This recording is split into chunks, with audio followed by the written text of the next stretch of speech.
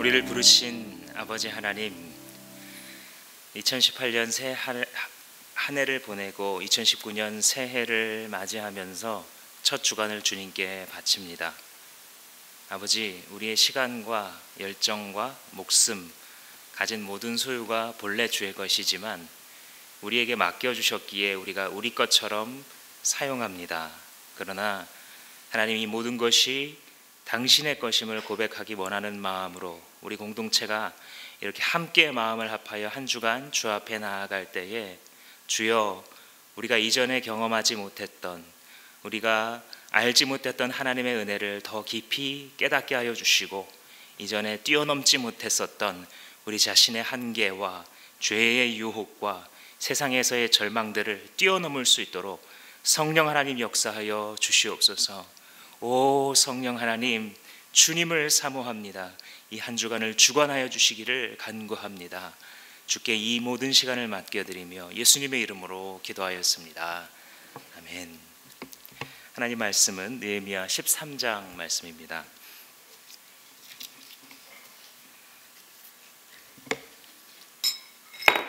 13장 23절에서부터 31절까지 말씀입니다. 한 절씩 교독하시겠습니다.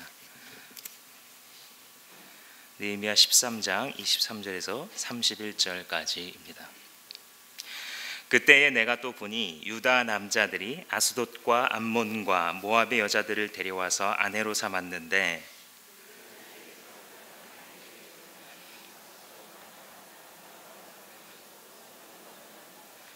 나는 그 아버지들을 나무라고 저주받을 것이라고 하면서 야단을 치고 그들 가운데 몇몇을 때리기도 하였으며 머리털을 뽑기까지 하였다.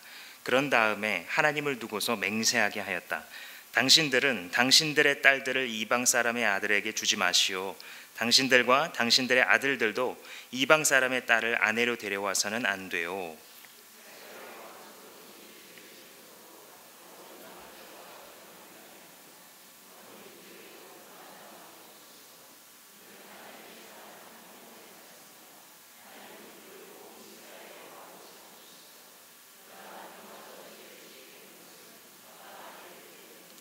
이제 당신들이 이방 여자들을 아내로 데려와서 이렇게 큰 잘못을 저지르며 하나님을 거역하고 있는데 우리가 어찌 보고만 있을 수 있어?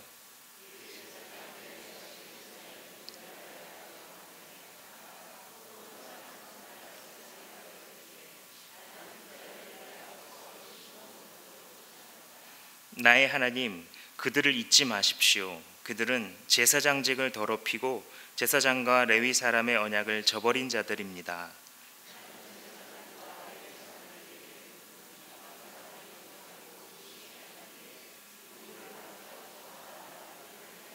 함께 읽습니다. 또 사람들에게 때를 정하여 주어서 제단에서 쓸 장작과 처음 거둔 소산을 바치게 하였다. 나의 하나님, 나를 기억하여 주시고 복을 내려 주십시오. 아멘.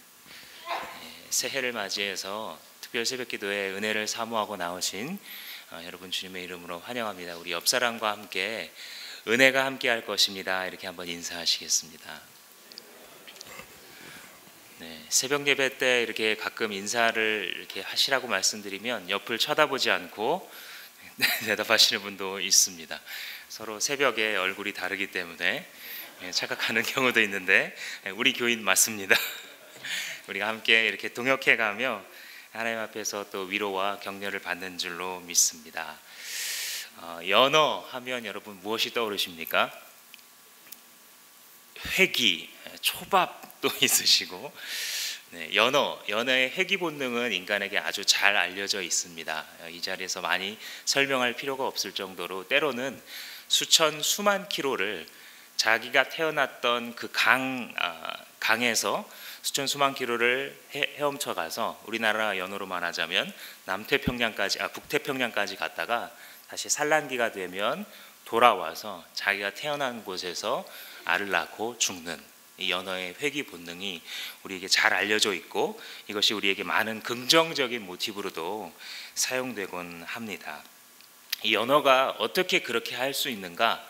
과학자들이 아직 결론을 내리지는 못했다고 합니다. 여러 가지 설들이 있는데 그 중에 이제 한 가지 설은 유전자 설입니다. 자기가 원래 태어났었던 그 강바닥에 여러 가지 환경적인 요인, 화학적인 특성 이런 것들을 유전자 속에 가지고 있다가 나중에 그 유전자를 지도 삼아서 찾아 더듬어 오다 보면 거기까지 오게 된다라는 그런 설이 있다고 합니다.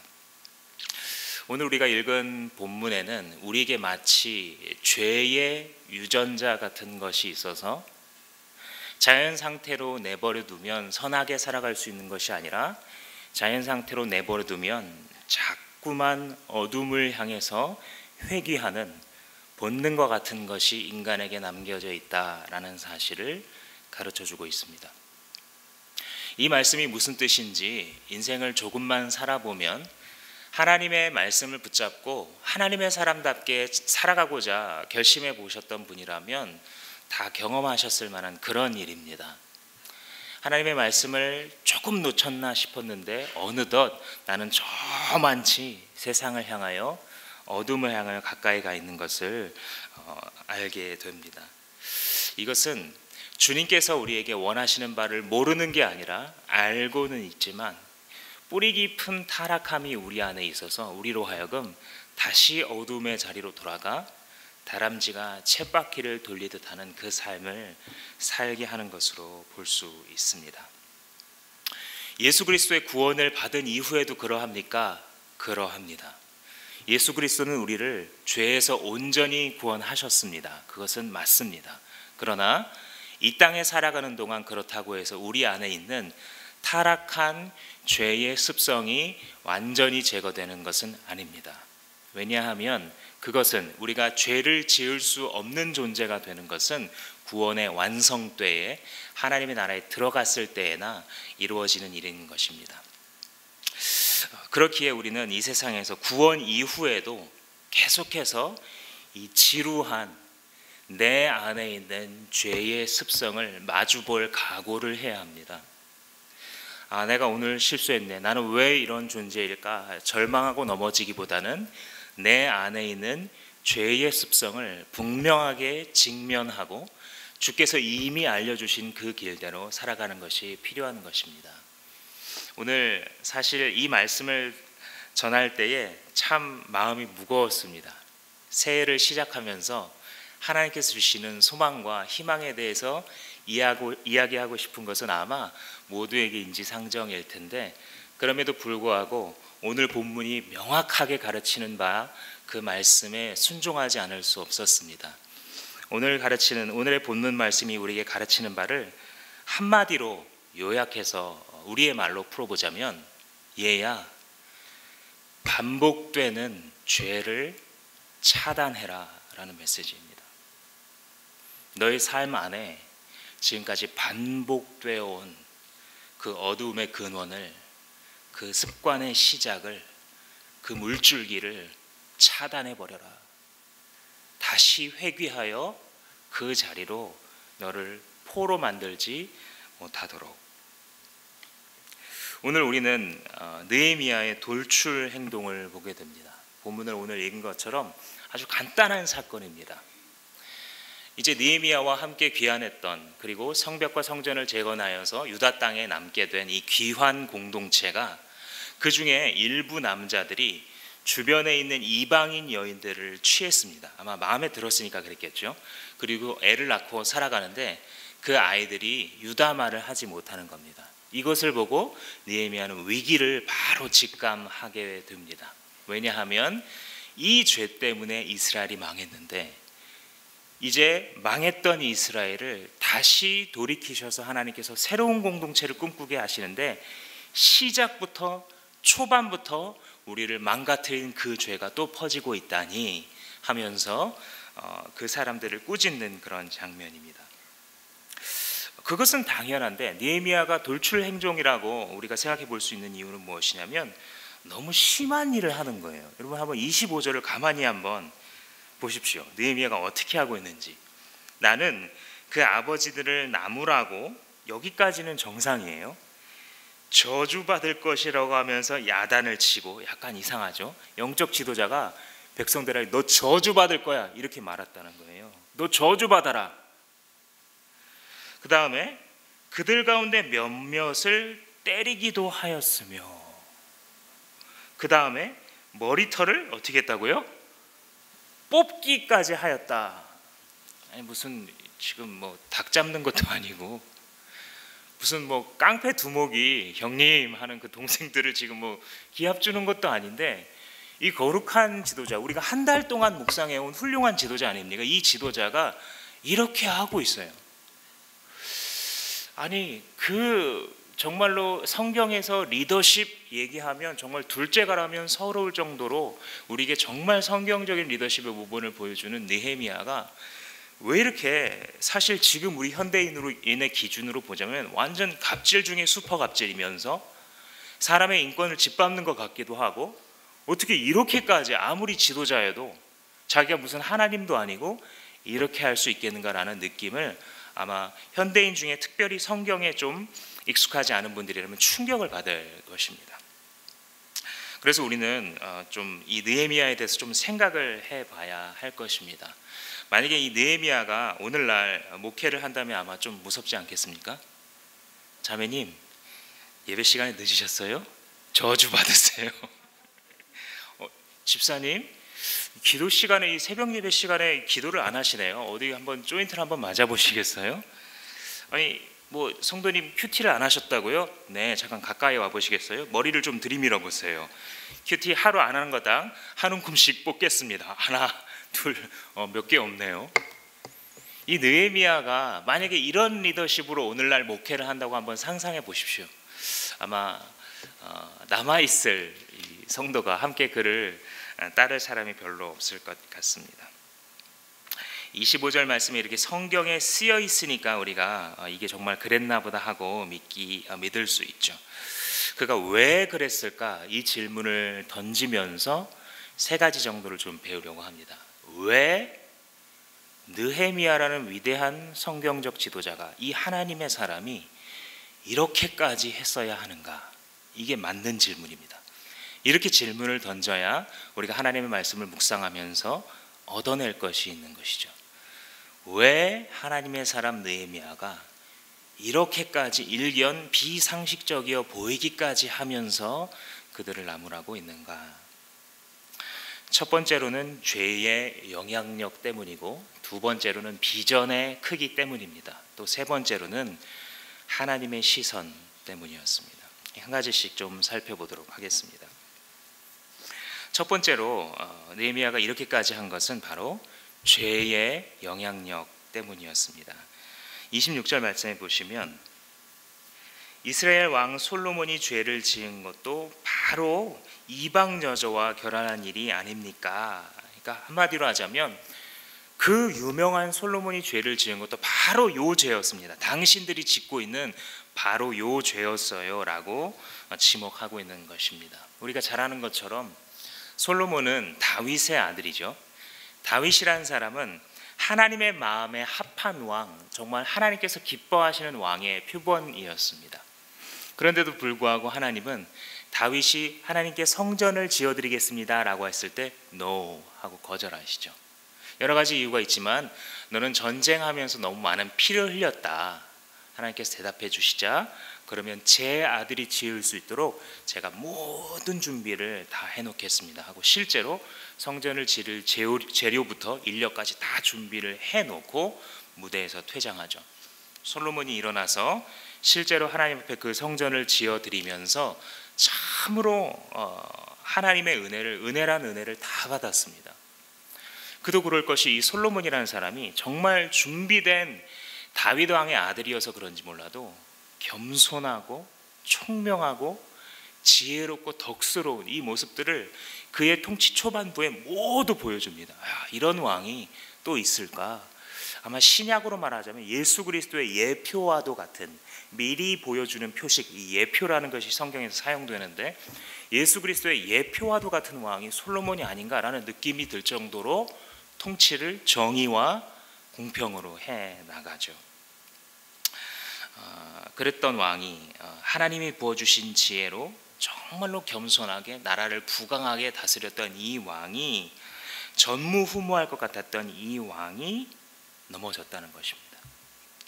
26절 말씀에 다시 한번 보시면 이렇게까지 안타깝게 쓰고 있어요. 어느 민족에도 그만한 왕이 없었습니다. 그는 하나님의 사랑을 한 몸에 받았으며 하나님은 그를 왕으로 삼으셨다. 하나님의 사랑을 한 몸에 받은 어느 민족 어느 왕과도 비교할 수 없는 그 솔로몬도 바로 이 죄 때문에 넘어졌다라고 지적해내고 있는 것입니다. 바로 그 죄 때문에 넘어지는 그 죄가 당신에게는 무엇입니까? 하나님 앞에서 오직 하나님만 아시고 나만 알고 있는 바로 그 어두움, 바로 그 죄, 하나님께 가까이 갈 수 없게 하고 시마다 때마다 내게 태클을 걸어온 이 어두움의 습성, 그것이 무엇이냐 주님께서 이 아침에 묻고 계십니다. 솔로몬에게 있어서는 그것은 여인을 탐하는 것으로 시작했습니다. 솔로몬은 매우 총명했지만 그 총명함을 덮고도 남는 그에게 있어서의 발목 잡는 것이 바로 이성에 대한 혹은 성에 대한 관심이었습니다. 이런 것들은 결국 나를 어두움으로 이끌고 나도 모르는 사이에 굉장히 어떤 것을 원하게 만들거나 바라게 만듭니다. 그 바라는 대상이 긍정적인 걸 수도 있고 부정적인 걸 수도 있습니다. 그런데 이것이 언제 어두움인 것을 우리가 분별할 수 있게 되냐면 하나님에 대한 사랑이 점점 사그러듭니다. 언제요? 이것을 추구하면 추구할수록, 이것에 대해 신경 쓰면 신경 쓸수록, 원래 나쁜 게 아닌데도 불구하고 여기에 목을 메고 여기에 시간을 들여서 묵상하고 밤에 잠도 오지 않아서 여기에 대해서 생각을 하다 보면 하나님에 대한 신뢰, 하나님에 대한 사랑의 고백, 이 모든 것들이 언제 어디로 가버렸는지 찾을 수 없게 만드는 바로 그것, 당신의 신앙을 지금도 좀먹고 있는 그것이 무엇이라고 성령께서 당신에게 가르쳐주고 계시는지요. 한 가지 우리가 주의해야 할 것은 솔로몬이 처음부터 그랬던 것은 아니라는 사실입니다. 솔로몬에게는 이유가 사실 있었죠. 그거는 나라를 위해서였을 것입니다. 그가 한 것은 사실 이 여자 저 여자와 놀아난 남봉꾼의 모습에 가깝기보다는 나라의 안정을 위해서 호족들과 정략 결혼을 맺은 아주 전형적인 정치 잘하는 고대 왕들의 모습에 가깝습니다. 우리나라도 고려시대 때 태조 왕건이 자기의 이 견훤과의 경쟁을 하면서 먼저 승기를 잡아나가고 왕위에 올랐을 때 왕권을 강화하고 튼튼하게 하기 위해서 지방에 있는 호족의 딸들과 모두 결혼을 하게 되죠. 그래서 그는 29명의 부인을 두는 데까지 갔습니다. 그 아야에서 34명의 자녀를 낳고 결국은 결과적으로 경기도, 충청도, 강원도, 황해도, 경상도 이 전국에 퍼져 있는 호족들과 사돈이 됨으로써 자기의 왕권을 공고하게 하고 실제로 이 고려가 처음에 흔들리지 않고 자리를 잡게 하는데 성공합니다. 그러니까 솔로몬도 그렇게 되기까지 나라를 망가뜨리고 이방 여인들을 통해 이스라엘에 온갖 종류의 이방 신상들을 들어오게 한 주범이었음에도 불구하고 그가 처음부터 그걸 의도했던 것은 아니라는 사실입니다. 그는 처음에는 어쩌면 이유가 있었을 겁니다. 이게 다 나라를 위해서야. 나 한 사람이 이렇게 때 묻는 것처럼 사람 눈에 보이겠지만 이 나라가 저 강한 적국과 어떻게 벌써 상대하겠어. 내가 나라를 안정시키는 거야. 다 이스라엘을 위해서야. 어쩌면 더 나아가 이것도 다 주님 나라를 위해서야.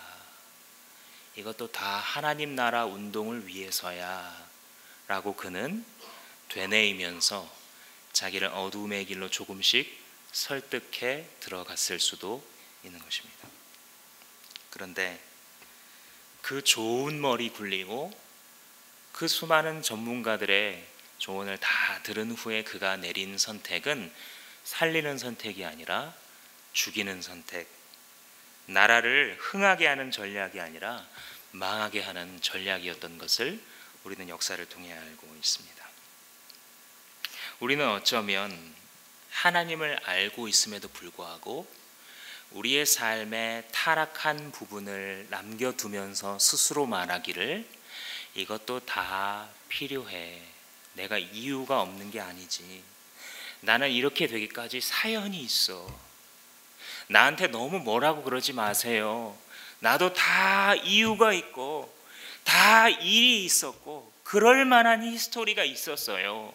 나를 좀 내버려 두세요 하고 나를 지키고 어쩌면 가정을 지키려고 심지어는 공동체를 위해서 이렇게 지키고 있다고 스스로를 속이고 있는 것은 아닌지 생각해 보아야 합니다.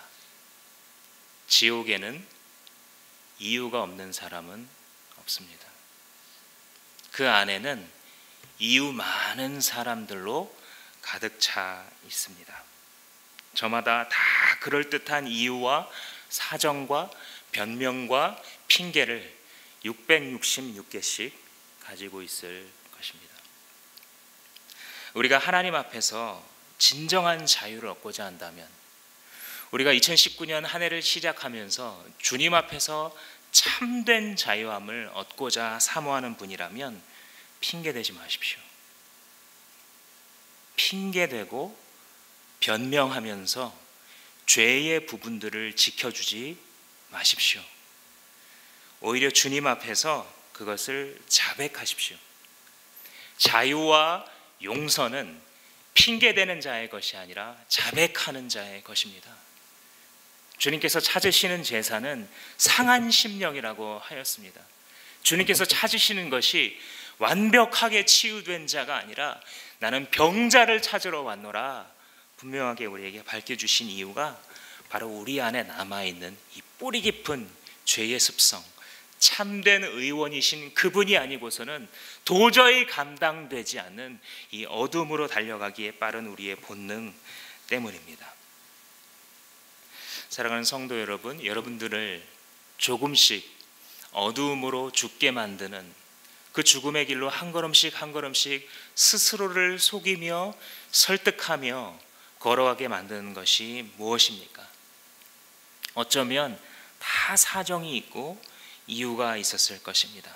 그러나 그것에 대한 변명이 하나님을 향해 총총하던 내 눈의 총기를 흐리게 만들고 이제는 하나님만 바라보았던 그 지혜로움은 점점 퇴색되고 세상에 대해서는 뭔가 점점 더 알고 사람들에 대해서도 뭔가 더 파악한 것 같은데 뭔가 공허한, 방향을 잃어버린, 어디를 향하여 가야 될지 더 이상 확신이 없는 그 자리에 머물고 있지는 않습니까? 만약에 그렇다라고 한다면 많은 신앙의 선배들과 함께 주님 앞에 이렇게 자백하셔야 됩니다. 주님, 나는 전적으로 타락한 존재가 맞군요. 내가 지금 구원받았다고 주님이 말씀해 주셨으니까 믿지, 내 이 실력 보고서, 내 이 내면을 들여다보고서는 주님, 나 이제 알겠습니다. 주님, 내가 얼마나 더럽고 뿌리 깊게 타락하고 모든 사람 앞에 가면을 쓰고 살아가는 존재인지, 연어가 그 본향을 향하여 회귀해 가는 것처럼 이 죄인이 죄를 먹으려고 포장하며 가는 이 내면 주님 앞에 다 자백합니다 라고 고백하는 것이 자유의 출발점입니다. 인정하십시오. 부인하는 것은 자유케 하지 못합니다. 자백하는 것은 용서와 은혜의 길로 가는 것입니다. 두 번째는 이 느헤미야가 이렇게까지 한 두 번째 이유는 비전 때문이었습니다. 24절 말씀해 보시면 그들 사이에서 난 아이들의 절반이 다른 나라 말은 하면서도 유다 말은 못했다 하고 잠깐 지나갑니다. 어떻게 보면 굉장히 작은 해프닝입니다. 이 성경의 문맥을 연구해 보면 유대 백성들이 다 그랬던 것으로 보이지도 않고요. 어떤 일부의 사람들이 지금 이 일을 벌이고 있는 것으로 보이는 것이 더 맞습니다. 그 일부의 사람들 중에 아이들이 놀고 있는데 느헤미야가 이렇게 지나가면서 보니까 유다 말을 못하는 거예요. 나 한국말 잘 못해요. 이런 식으로 유다 말을 이렇게 자기가 들어도 얘네 도대체 어떻게 된 애길래 알아본 거예요. 이걸 알아보면서 그렇게 그런 아버지와 어머니 속에서 태어났구나라는 것만 듣고도 이 느헤미야가 뭔가를 직감하게 됩니다.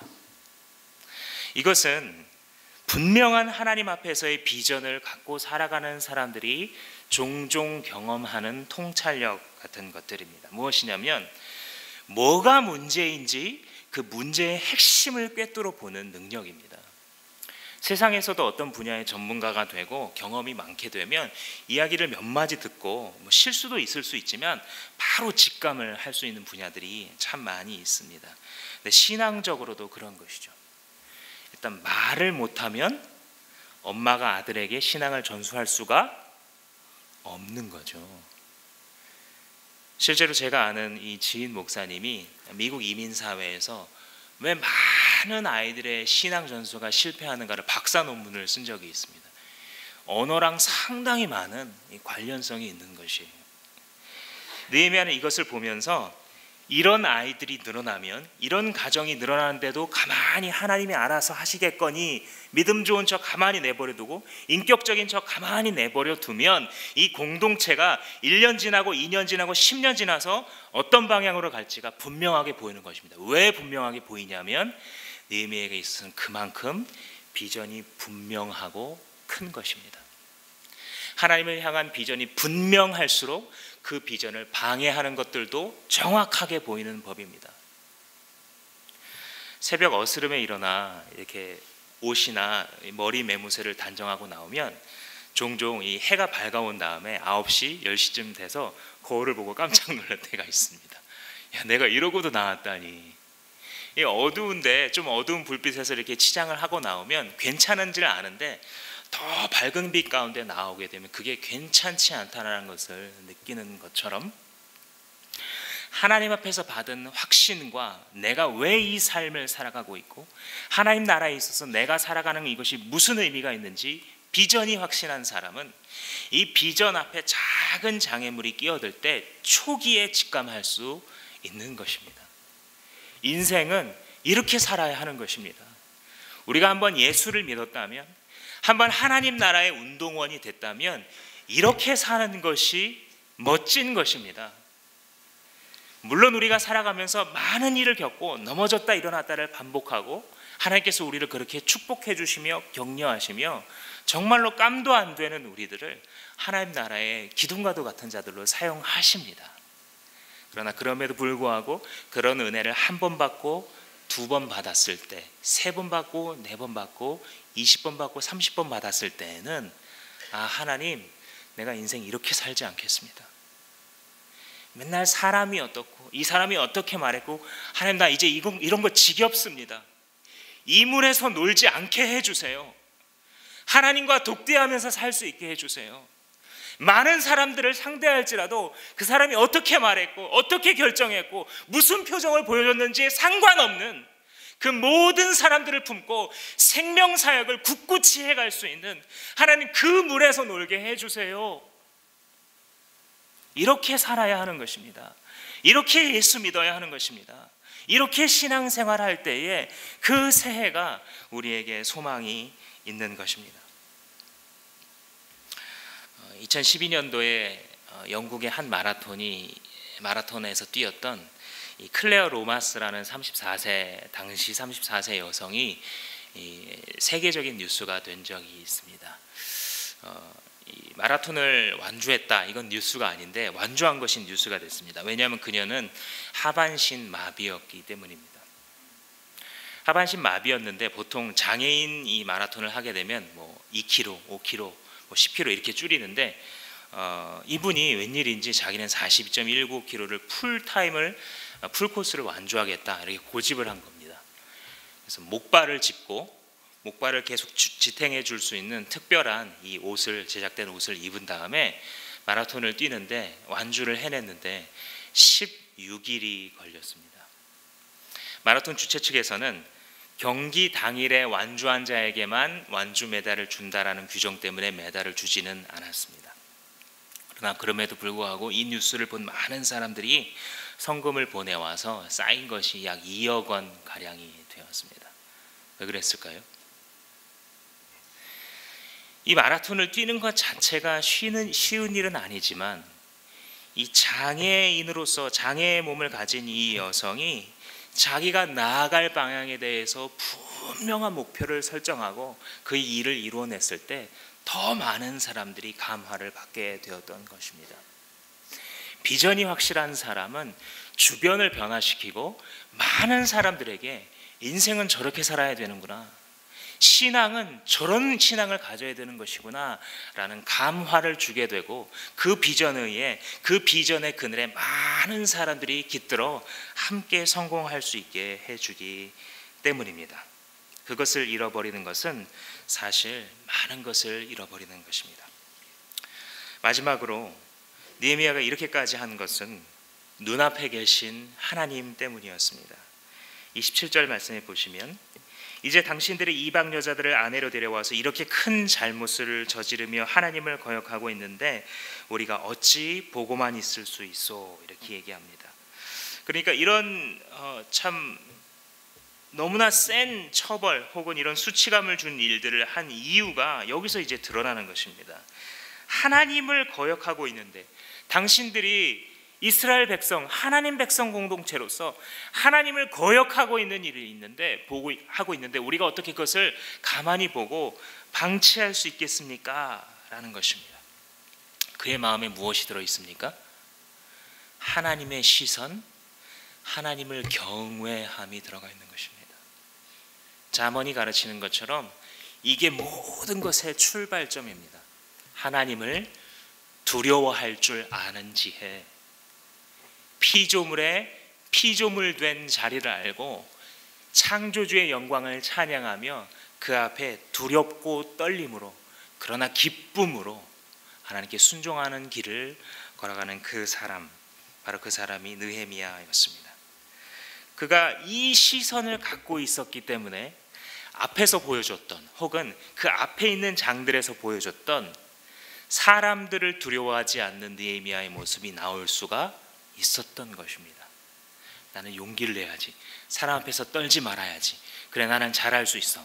자기 최면으로 이렇게 되어진 것이 아니라 하나님을 너무나 두려워했기 때문에 사람들 앞에 하나님의 말씀을 가지고 가서 직면하는 것을 조금도 두려워하지 않았던 것입니다. 다른 의미에서 생각하자면 그는 사람을 두려워하지 않았기 때문에 사람을 진실로 사랑할 수 있었던 사람입니다. 이들을 그냥 내버려 두면, 이 백성들을 그냥 내버려 두면 그 백성들이 하나님 앞에 어떻게 살아갔겠습니까?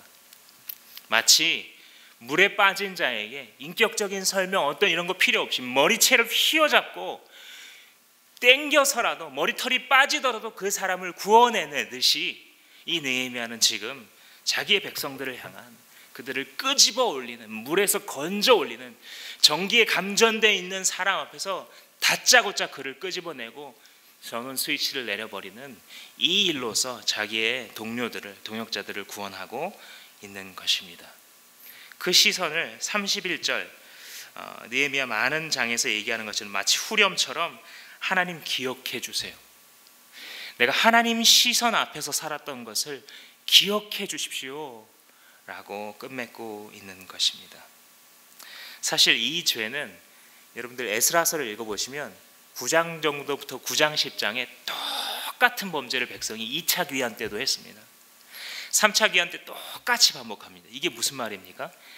페르시아 귀환 시기 동안 이 일이 계속 반복되었을 수 있는 것이죠. 우리 안에, 어쩌면 우리 가정 안에, 나의 내면 안에, 혹은 우리 공동체 안에 계속해서 반복되고 있는 죄의 물줄기가 무엇인지 이 아침에 기도할 때 분별하십시오. 그리고 그 물줄기를 차단하십시오. 하나님을 두려워함으로 살아가십시오. 그분 앞에 두려워 무릎 꿇을 때에 그분이 보여주시는 비전과 나아갈 길을 사모하십시오. 그것을 붙잡는 것만이 살 길입니다. 주께서 꾸짖을 때에 두려워 마시고 그 앞에 자백하십시오. 자백하는 것만이 우리를 자유함으로 이끌게 될 것입니다. 그러한 마음으로 살아갈 때 주께서 우리 2019년 한 해를 회개와 전적으로 하나님만을 소망하는 자에게 주시는 놀라운 축복을 가득 채우실 것을 믿으며 주님의 이름으로 그 복된 삶을 살아가시기를 축원합니다.